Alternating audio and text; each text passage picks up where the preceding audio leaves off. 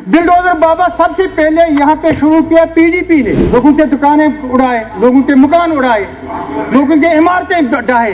PDP ने यहाँ bulldozer शुरू किया। आज क्यों रो रहे हैं आप? पीडीपी का ख्वाब मैंने देखा, सबसे प्यारा ख्वाब उन्होंने पूरा ये किया कि बीजेपी के साथ अलायंस किया। अगर वो 2014 का अलायंस नहीं होता, मुझे पूरा यकीन है कि शायद इस वक्त भी हमारी स्टेट यहाँ पर मौजूद होती। पीडीपी की हुकूमत ने, और यहाँ बेग साहब बैठे थे, मुजफ्फर हुसैन बेग साहब, उन्होंने यहाँ आके पीडीपी ने सबसे पहले जीएसटी लागू कर दिया यहाँ पे रियासत जम्मू कश्मीर के अंदर। छोटे दुकानदारों को जो दिन ब दिन जवाल की तरफ जा रहे हैं, उसकी वजह अगर है वो जीएसटी है। जो जीएसटी के जो एक्सरसाइज हुई है उसके चेयरमैन अब्दुल रहीम राथर साहब थे। जब मेडिकल कॉलेज को बंद किया गया, दुनिया के अंदर, पूरी दुनिया के अंदर पहली बार मैंने देखा कोई कौम ऐसा भी है जो मेडिकल कॉलेज बंद होने पर मिठाइयां बांट रहा है, जो खुशियां मना रहे हैं, जो चरागा कर रहे हैं, जो वो जबरदस्त वो लगा रहे हैं, चरागा कर रहे हैं, मेडिकल कॉलेज बंद हुआ, वाह वाह क्या बात है। एक तरफ हम ये कह रहे हैं हम सब बराबर हैं, और दूसरी तरफ ये आप कह रहे हैं कि मुसलमान के लिए आपके मेडिकल कॉलेज में कोई जगह नहीं है। क्या ये अफसोस की बात है या शर्म की बात नहीं है? ये रियासत सिर्फ हमारी नहीं, ये सरजमीन सिर्फ हमारी नहीं है, ये आपकी भी है।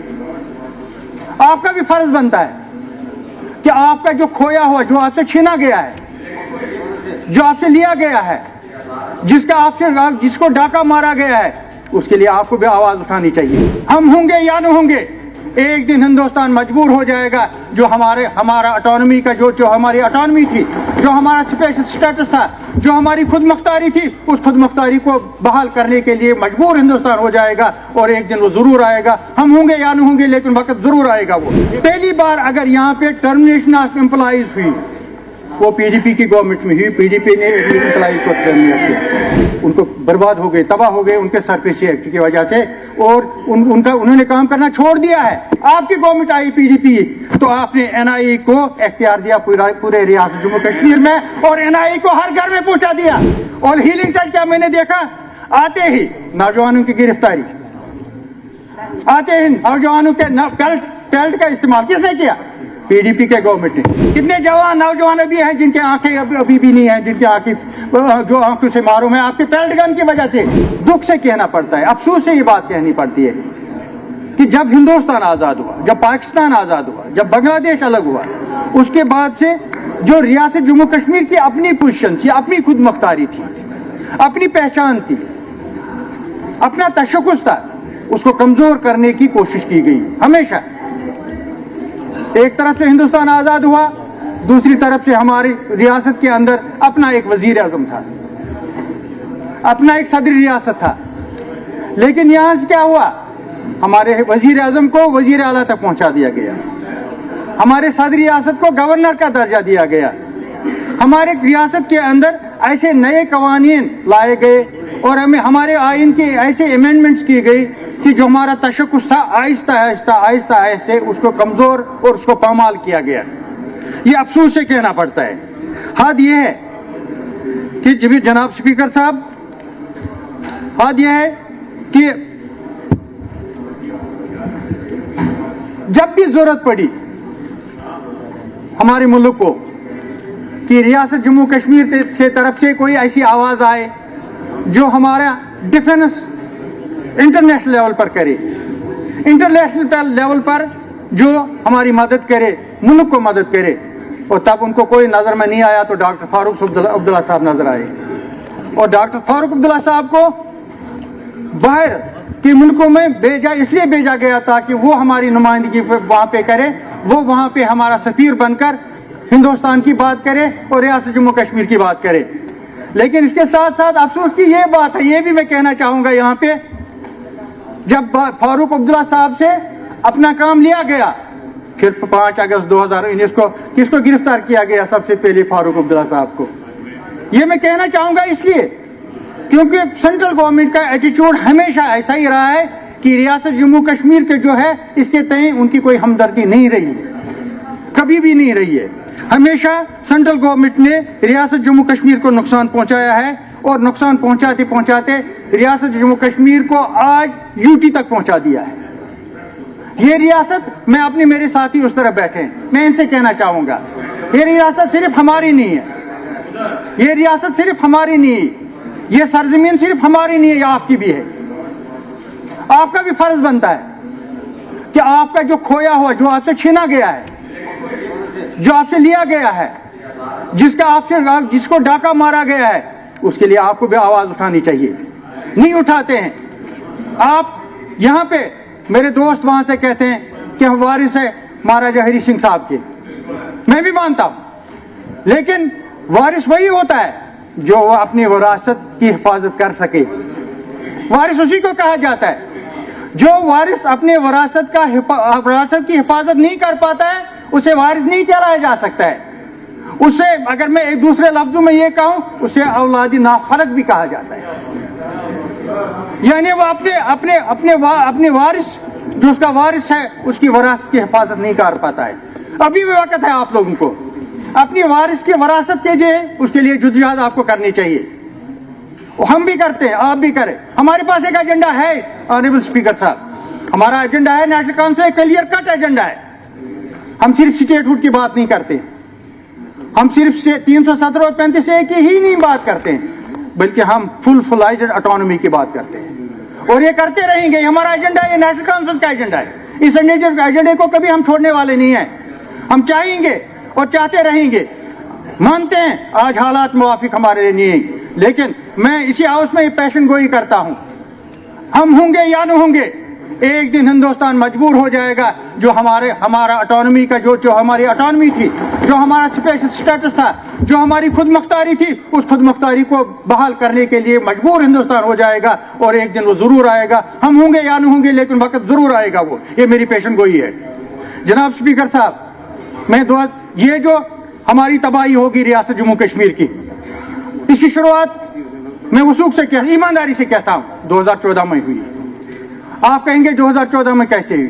2014 میں جب PDP اور BJP کے الائنس ہوا، وہ الائنس انہولی الائنس تھا، وہ الائنس ایسا الائنس تھا جس کا کہیں منزل نہیں تھا۔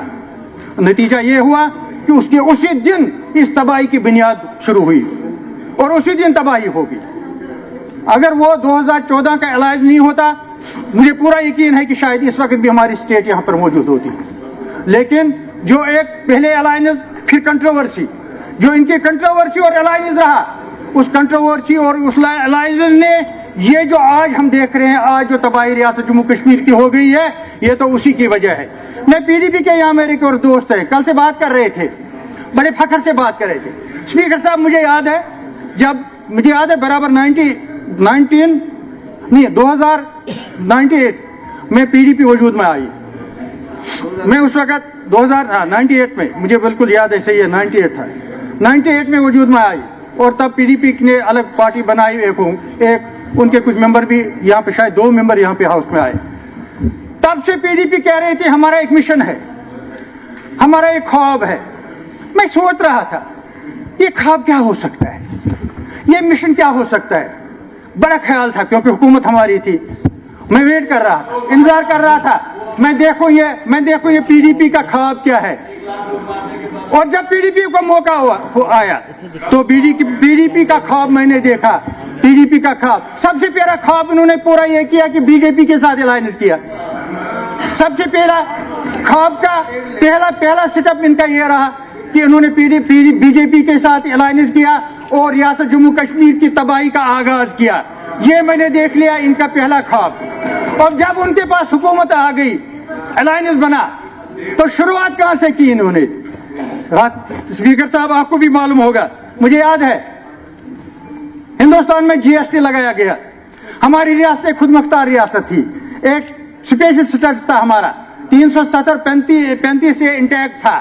ہم نے یہاں اس ہاؤس میں کہا تھا کہ GST ہم پر اپلائی نہیں ہو سکتا ہے، ہم جب چاہیں، ہم جب ریکمنڈ کریں تبھی امپلیمنٹ ہو سکتا ہے ریاست جموں کشمیر کے اوپر GST۔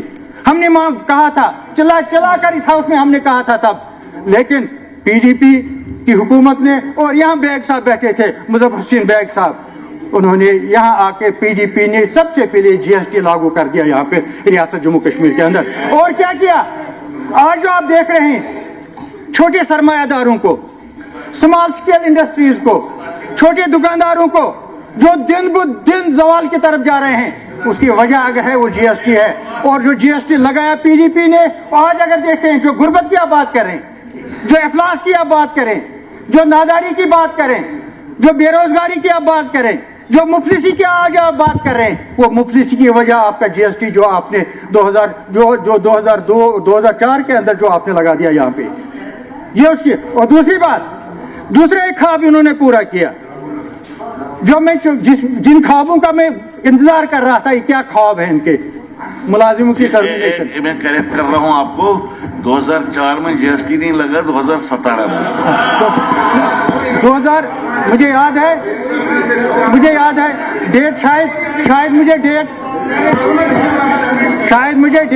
मुझे याद है पीडीपी की हुकूमत थी, पीडीपी हुकूमत, शर्मा साहब मुझे सही याद है, पीडीपी की हुकूमत थी।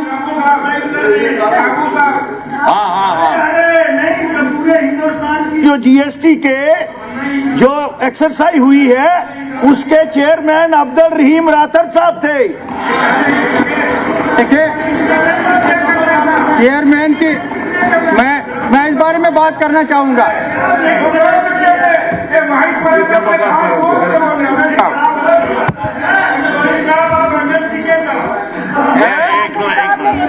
जम्मू कश्मीर में नहीं करवाया, द्राबू साहब ने लगवाया। जीएसटी द्राबू साहब ने लगवाया, तब द्राबू साहब यहाँ के फाइनेंस मिनिस्टर थे। इन्होंने ऑनरेबल मेंबर से देखा होगा, पीडीपी और जब भी आप बीजेपी की, कांग्रेस की, उस टाइम आप भी मिनिस्टर थे। ऑनरेबल स्पीकर साहब, ऑनरेबल मेंबर्स को मालूम है, जब आप भी कभी बोलते हैं, मैंने कभी किसी को इंटरप्रेट नहीं किया होगा। मैं कभी आप लोगों को कभी कुत्ता नहीं आपको बोलने के सरफराज साहब, इस बहस में स्पीकर को मत लाइए। देखो ना मैं क्यों कह रहा हूँ, ये एक लंबी दास्तान है, यहाँ पर ये बात नहीं हो सकती है। आपको पता करना होगा तो मेरे साथ आप डिस्कस करेंगे, या किसी भी करना होगा मैं कर सकता हूँ, लेकिन इस बहस में इसको तो बात करने दीजिए। किसी को जवाब देना होगा वो बात बजाओ। ये जवाब दे जनाब। दूसरे ख्वाब की मैं बात करना चाहूंगा, पीडीपी का दूसरा ख्वाब। जनाब स्पीकर साहब, पीडीपी के दूसरे ख्वाब के मैं बात करना चाहूंगा। पहली बार अगर यहाँ पे टर्मिनेशन ऑफ एम्प्लॉइज हुई, वो पीडीपी की गवर्नमेंट में हुई, पीडीपी ने एम्प्लॉइज को टर्मिनेट किया। और तीसरा ख्वाब इनका सरफेसी एक्ट। मुझे याद है जनाब, जब मैं मिनिस्टर था मेरे पास भी वो आया था, वो फाइल आई थी कि सरफेसी एक्ट को इम्प्लीमेंट कर लीजिए स्टेट के अंदर। और मैंने उमर साहब से बात की, चीफ मिनिस्टर से, उन्होंने कहा नहीं, हम नहीं करेंगे, क्योंकि छोटे छोटे जो सरमायादार हैं, छोटे छोटे जो लोग हैं जिन्होंने 1 लाख रुपया, 2 लाख, 5 लाख, 10 लाख, 20 लाख रुपया लोन लिया होगा, वो सफर करेंगे, उनको नुकसान पहुंचेगा। और आपने आते ही सरफेसी एक्ट को इम्प्लीमेंट किया। वजह ये हुई, जो छोटे छोटे दुकानदार थे, छोटे ये सरमायाकार थे, छोटे स्मॉल स्केल इंडस्ट्रीज वाले थे, उनको बर्बाद हो गए, तबाह हो गए उनके सरफेसी एक्ट की वजह से। और उन्होंने काम करना छोड़ दिया है, वो उनका क्लोजर हो गया, टोटल बंद हो गए वो। जिसलिए आपने सरफेसी एक्ट को लाया था, जिन्होंने 100 ऑफ करोड़ लिए हैं, जिन्हें 50, 100, 1000 करोड़ लिए हैं, उनके लिए आपका सरफेसी एक्ट ने कुछ नहीं किया। बल्कि आपका जो गरीब यहाँ का था, जो मोहताज इंसान था, जो छोटा मोटा एक दुकानदार था, छोटा मोटा एक इंडस्ट्रियलिस्ट था, छोटा मोटा एक कोई व्यापारी था, उसको आपने तबाह कर दिया था। ये पीडीपी का तीसरा ख्वाब था। चौथा ख्वाब पीडीपी का, जो जिसके लिए मैं वेट कर रहा था, डिमोलिशन ड्राइव। आप हमेशा कह रहे हैं वो बिल्डोजर बाबा, बिल्डोजर बाबा। आप यूपी को कहां क्यों जा रहे हैं?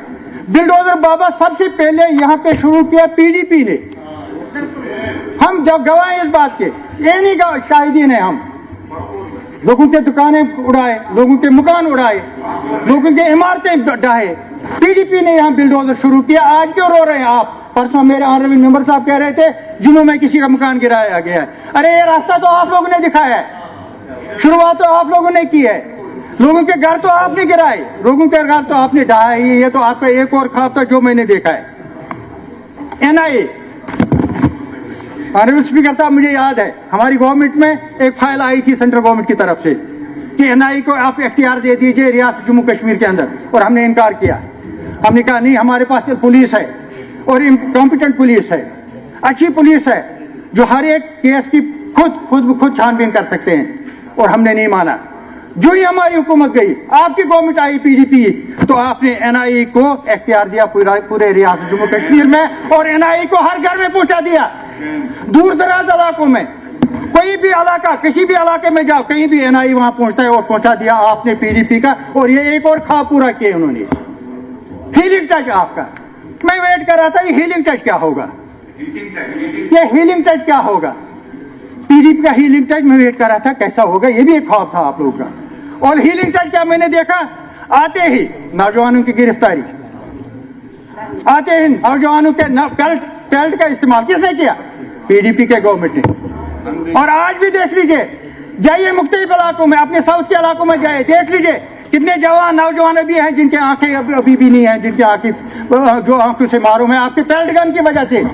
ये आपका एक और ख्वाब है। मुझे हैरानगी होती है जब पीडीपी का मेंबर यहाँ पे बोलता है, ये किस बुनियाद पे बोलता है, इसके बोलने के लिए क्या है? जो जलसों जुलूसों में आप कहते हैं, लोगों को गुमराह करते हैं, बताते हैं किस चीज के लिए बोल रहे हैं। मैं बीजेपी की बात करना चाहूंगा, मैं बीजेपी की बात करना चाहूंगा। बीजेपी की बहुत मेहरबानी है हमारी रियासत जम्मू कश्मीर के अंदर, बहुत सारी मेहरबानी। सबसे बड़ी मेहरबानी ये है, हमें मालूम था, हम सोच रहे थे, कह रहे थे बीजेपी के लोग ऊपर सेंट्रल गवर्नमेंट के, मैं आपसे बात नहीं कर रहा हूं क्योंकि आप इस इलाके से ताल्लुक रखते हैं, हमारी रियासत से ताल्लुक रखते हैं, आपका भी फर्ज बनता है वही बोलने का जो हम बोलते हैं। बीजेपी की ये मेहरबानी रही। हमने सुना था कि बीजेपी का एक हिडन एजेंडा है। हिडन एजेंडा ये है कि रियासत जम्मू कश्मीर की जो स्पेशल पोजीशन है, रियासत जम्मू कश्मीर की जो खसूसी पोजीशन है, रियासत जम्मू कश्मीर जो खुद मुख्तारी है 370 के तहत 35A के तहत, इसको खत्म करना है। और लग नहीं रहा था हमें, लग नहीं रहा था हमें लग नहीं रहा था, हमें लग ही नहीं रहा था स्पीकर साहब, हम ये लग रहा था, हमें मालूम था, क्योंकि ये रियासत जो है, ये रियासत, मुझे बोलने दीजिए, मैं आपको कभी यहाँ से मुझे बोलने दीजिए स्पीकर साहब, लग नहीं रहा था, इसलिए नहीं लग रहा था कि इनका हिडन एजेंडा होगा, इसलिए नहीं लग रहा था कि ये रियासत जो थी, ये एक सैकड़ों साल की एक खुद मुख्तार रियासत थी, ये सैकड़ों साल की एक खुद मुख्तार रियासत थी। ये रियासत का अपना आईन था, अपना कौमी झंडा था, अपनी असेंबली थी, अपना एक हुजूम था, इसके साथ जम्मू था, लद्दाख था, कश्मीर था, हमें नहीं लग रहा था। लेकिन एक काला दिन और झूठ की, आप देख लीजिए झूठ की हद, जब हमें लगा कि यहाँ कुछ होने वाला है जम्मू कश्मीर के अंदर, मेरा लीडर प्राइम मिनिस्टर साहब से मिला, उससे पूछा कि आपने बिला वजह फौज को क्यों डिप्लॉय किया है जम्मू कश्मीर के अंदर, कोई खास बात है क्या, लोग परेशान है? और उनको कहा गया आप बिला वजह परेशान है, ये नॉर्मल डिप्लॉयमेंट फौज की है, ये नॉर्मल डिप्लॉयमेंट फौज की है। और जब एक प्राइम मिनिस्टर ये कहे ये नॉर्मल डिप्लॉयमेंट फौज, गवर्नर ये कहे कि ये नॉर्मल डिप्लॉयमेंट है, कुछ नहीं है, और रातों रात में आपने लीडर्स को गिरफ्तार कर लिया, रातों रात को लीडर्स को गिरफ्तार किया, और रातों रात। मैं एक बात आपसे पूछना चाहूंगा, अब आप बड़े एहतजाज करते हैं कि हम जब कहते हैं कि जेलों में जो नौजवान है उनको छोड़ दीजिए, जेलों में नौजवान है वो बेगुनाह उनको छोड़ दीजिए, आप कहते हैं नहीं, क्यों छोड़ेंगे? मैं आपको एक सवाल करना चाहूंगा, जब आपने 19 अगस्त 2025 को, उस काले दिन, जब आपके पास, जब पार्लियामेंट 5 अगस्त 2019 को जब आपने पार्लियामेंट के अंदर ये जिम्बिशे कलम 370-35A आईन को, असेंबली को, रियासत को 2 इसमें टुकड़े किए, क्या रियासत जम्मू कश्मीर में एक इंसान ने भी पत्थर उठाया? नहीं। क्या कहीं एक गोली मिलिटेंट्स ने चलाई? नहीं। क्या एक गोली चलाई? नहीं। क्या एक इंसान ने पत्थर बनाए? तो क्या वजह है कि आपने हजारों नौजवानों को उन्हीं 2, 4, 5, 6, 7 इन 4-5 दिनों में गिरफ्तार किया और उनको रियासत के मुख्तलिफ जेलों में भेजा? क्या गुनाह था उनका? क्या कसूर था उनका? वो तो मासूम लोग थे, वो तो बेगुनाह लोग थे, वो तो इनोसेंट लोग थे, उनका कसूर कोई नहीं था। उन्होंने पत्थर चलाया, उन्होंने गोली चलाई और उन्होंने जेल में बंद किया, और आज कितने सालों से जेल में बंद है। कोई जवाजत नहीं बनती है सेंट्रल गवर्नमेंट की, कोई जवाजत नहीं बनती है सेंट्रल गवर्नमेंट पुलिस की, कोई नहीं बनती है जवाजत उन लोगों को गिरफ्तार करना, क्योंकि उनका कोई कसूर नहीं है, वो इनोसेंट है, बेगुनाह है जेलों में। ان کا کیریئر آپ برباد کر رہے ہیں, ان کا فیوچر آپ برباد کرتے ہیں, ان کے گھروں کو آپ نے تباہ کیا, ان کے ماں باپ جو ہیں ان کو آپ نے پریشان کیا. آپ سمجھ سکتے ہیں آپ گناہ گار ہیں ان لوگوں کے, سینٹرل گورنمنٹ گناہ گار ہے ان لوگوں کے جو جیلوں میں اس وقت پڑے ہوئے ہیں جبکہ ان کا کوئی قصور نہیں تھا. اور کیا کیا آپ نے؟ ریاست جو ایک مضبوط ریاست تھی, مجھے یاد ہے 2014 میں ایک سروے آئی تھی آنریبل اسپیکر صاحب, اور اس سروے میں دکھایا گیا تھا ریاست جموں کشمیر سارے ہندوستان میں چوتھے نمبر پہ ہے ترقی کے حساب سے, ترقی کے لحاظ سے. اور جب آپ نے 5 اگست 2019 کیا اس کے بعد آج آپ دیکھ لیجئے ریاست جموں کشمیر کو کہاں آپ نے پہنچا دیا ہے, کہاں پہنچا ہے خود دیکھ لیجئے آپ, خود دیکھ لیجئے آپ, وہ خود دیکھ سکتے ہیں. ایک اور بات میں کہنا چاہوں گا, آپ روز یہ کہتے ہیں آپ کا الیکشن ایجنڈا آپ کیوں نہیں پورا کر رہے, پورا کیوں نہیں کر رہے؟ میں آپ کو ایک بات بتانا چاہوں گا. آنریبل چیف منسٹر صاحب یہاں بیٹھے ہیں, الیکشن سے پہلے آنریبل سپریم کورٹ نے کلیئر کٹ ڈائریکشن دی, آنریبل سپریم کورٹ نے کلیئر کٹ ڈائریکشن دی کہ ریاست جموں کشمیر کے اندر الیکشن ہوتے ہی اسٹیٹ ہوڈ بحال کیا جائے گا. یہ صحیح ہے اسپیکر صاحب یا غلط؟ یہ صحیح ہے. ایک بات. دوسری بات, آنریبل پرائم منسٹر صاحب نے یہ کہا کہ ہم اسٹیٹ ہوڈ ریاست کے اندر بحال کریں گے. Honourable home minister of India نے کہا کہ ہمیں اسٹیٹ ہوڈ بحال کرنا ہے ریاست جموں کشمیر کے اندر. یہ الیکشن پہلے کی باتیں ہیں. مجھے بتائیے, ایک پارٹی ایجنڈا بنائے, الیکشن ایجنڈا, یہ کس پر بنائے گی؟ یہ ایسے اسٹیٹ کے لیے بنائے گی جہاں اسٹیٹ ہوڈ بحال ہوا ہوگا. یہ ایسے کیونکہ کمٹمنٹ تھی, ایشورنس تھی, پرومسز تھے آنریبل پرائم منسٹر کا, آنریبل ہوم منسٹر کا, آنریبل سپریم کورٹ کا. جب ان کی ایشورنس تھی کہ ایک اسٹیٹ ہم بحال کرنے جا رہے ہیں تو ایک پولیٹیکل ایجنڈا جو بنا, جو سیاسی ایجنڈا, الیکشن ایجنڈا جو بنا, اسی بنیاد پہ بنا. میں آپ کو اصول سے کہنا چاہوں گا, آج آپ اسٹیٹ ہوڈ بحال کر لیجئے, جو ہمارا الیکشن ایجنڈا ہے ہم 6 مہینے کے اندر اندر اس کو پورا کر سکتے ہیں, کریں گے.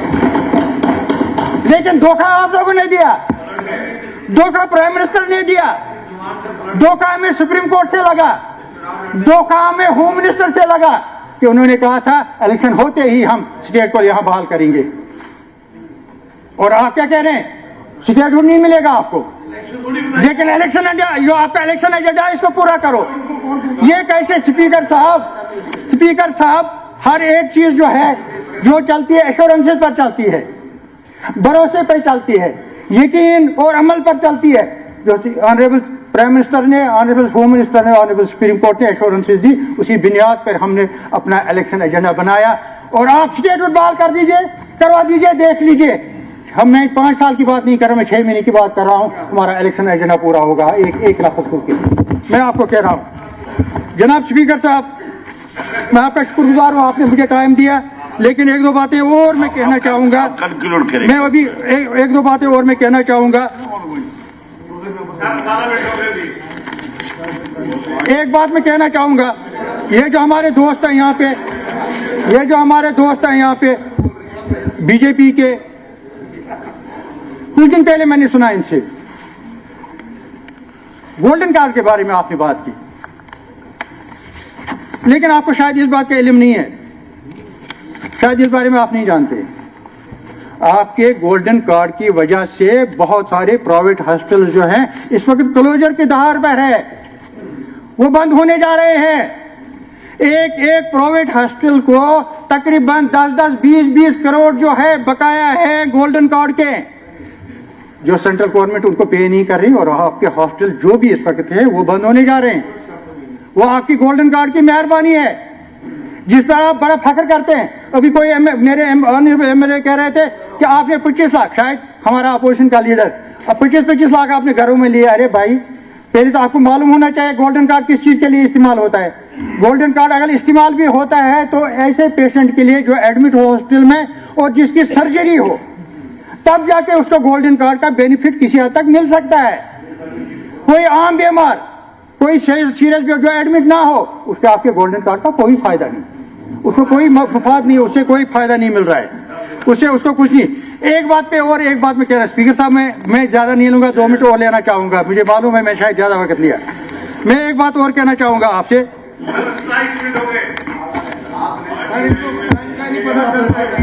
جناب مجھے ایک بات پہ حیرانی ہے میں پچھلے مہینے سے دیکھ رہا تھا میں نے یہ بھی واچ کیا میں نے دیکھا ماتا ویشنو دیوی کے اندر اور اس سے باہر جموں سٹی کے اندر بڑے احتجاج ہوئے نہیں جی آپ نے مسلمانوں کو کیوں ایڈمیشن دیا میڈیکل کالج میں ایک طرف سے ہم کہہ رہے ہیں یہ کہ ہندوستان پورا ہمارا ریاست جموں کشمیر ہندوستان کا ایک حصہ ہے ایک طرف سے ہم سیکولرزم کی دہائی دے رہے ہیں ایک طرف ہم یہ کہہ رہے ہیں ہم سب برابر ہیں اور دوسری صاحب یہ آپ کہہ رہے ہیں کہ مسلمان کے لیے آپ کے میڈیکل کالج میں کوئی جگہ نہیں ہے کیا یہ افسوس کی بات ہے یہ شرم کی بات نہیں ہے یہ شرم کی بات ہے نا یہ تو اور دوسری بات پھر یہ دیکھا ہم نے جب میڈیکل کالج کو بند کیا گیا دنیا کے اندر پوری دنیا کے اندر پہلی بار میں نے دیکھا کوئی قوم